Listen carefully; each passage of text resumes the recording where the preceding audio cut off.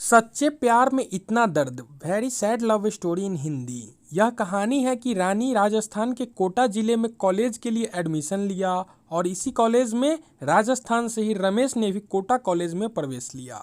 रमेश साधारण सिंपल कहा जाए तो सीधा साधा लड़का था। यह अपने काम से काम रखता था और लड़का हो या लड़की बहुत ही कम बात करता था और किसी भी प्रकार का कोई मतलब नहीं रखता था। रमेश की क्लास में पढ़ने वाली रानी को रमेश की यह बातें और उसकी आदत बहुत ही अच्छी लगती थी। रानी उससे किसी न किसी बहाने बातचीत कर ही लेती थी। रानी दिखने में बहुत ही सुंदर और क्यूट लड़की थी। धीरे धीरे दोनों में दोस्ती हो जाती है।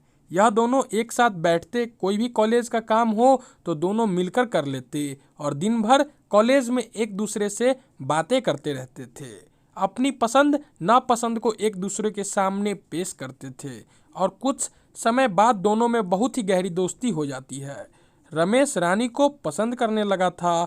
रमेश की लाइफ में पहले कोई भी लड़की नहीं थी क्योंकि वह किसी से बात करता ही नहीं था और उसके पहले से ही रानी के बहुत दोस्त थे और यही बातें रमेश को पसंद नहीं थी। रमेश रानी को अपने मन की बात बता देता है और रानी रमेश से कहती है, तुम मुझे 24 घंटे का वक्त दो, तुम्हें जवाब मिल जाएगा। रानी सोचती है कि रमेश का ध्यान पढ़ाई में बहुत था और अच्छी पढ़ाई कर रहा था, पर अब उसका पूरा फोकस मुझ पर ही रहता है। अगर मैं इसकी गर्लफ्रेंड बन जाऊंगी तो यह पढ़ाई नहीं करेगा, सारा दिन मुझ पर ही बर्बाद कर देगा।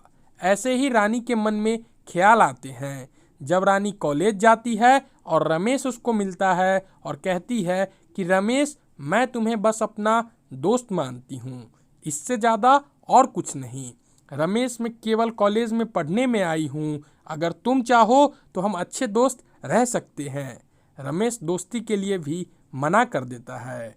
रानी को बार बार समझाता परंतु रानी रमेश को कुछ नहीं सुनती और यही बात रमेश को बहुत बुरी लग रही थी और रमेश रानी से बात करना व उसे देखना बिल्कुल बंद कर देता है। कुछ दिनों तक कॉलेज में नहीं आता है। रमेश रानी को बुलाकर अपना पूरा फोकस पढ़ाई लगा देता और वह किसी से भी बात नहीं करता, लड़का हो या लड़की।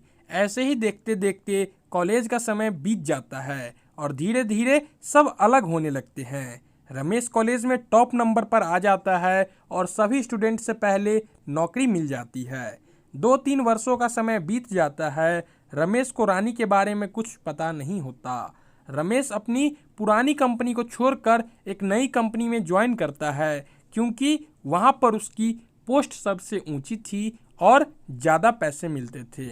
जब रमेश अपनी नई कंपनी में पहला दिन ही गया था और जब वह अपने ऑफिस में जाता है तो रानी उसके ऑफिस में जूनियर के रूप में काम कर रही थी, परंतु रमेश उसके ऊपर बिल्कुल भी ध्यान नहीं देता है, केवल अपना पूरे दिन काम में ही लगा था। लगभग 2-4 महीने तक ऐसे ही समय निकल रहा था। हालांकि दोनों एक दूसरों को पहले से ही परिचित थे। एक समय ऐसा आया जो किसी प्रोजेक्ट के लिए दोनों को ही बाहर जाना पड़ा। प्रोजेक्ट के सिलसिले में रानी और रमेश की बातें होने लगती है। रानी रमेश को पुरानी बातें समझा आती है कि मैंने क्यों मना किया था। रमेश उसकी बात से सहमत हो जाता है। फिर से गहरी दोस्ती बन जाती है। पूरी कंपनी में इनके नाम के चर्चे होने लगते हैं।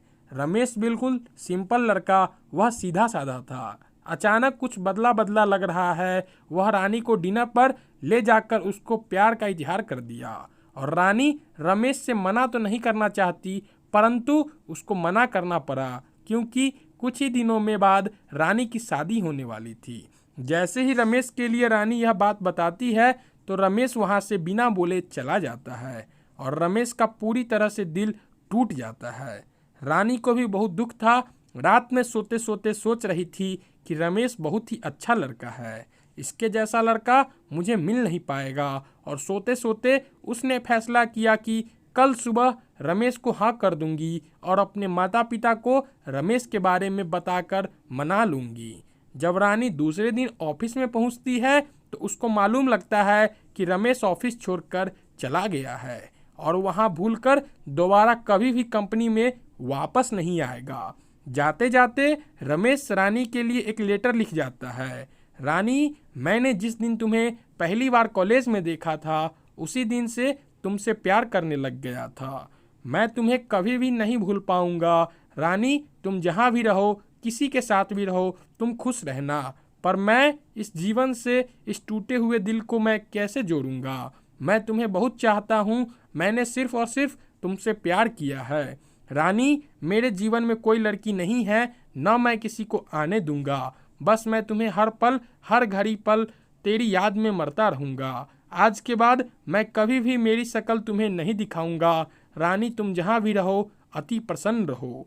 तुम्हारे को शादी बहुत बहुत मुबारक हो। रानी रमेश को बहुत ढूंढती है, परंतु रमेश उनको कहीं भी नहीं मिलता और रानी की शादी उनके माता पिता अपनी पसंद के लड़के से शादी करवा देते हैं और रानी और रमेश एक दूसरे से जिंदगी भर के लिए बिछड़ जाते हैं।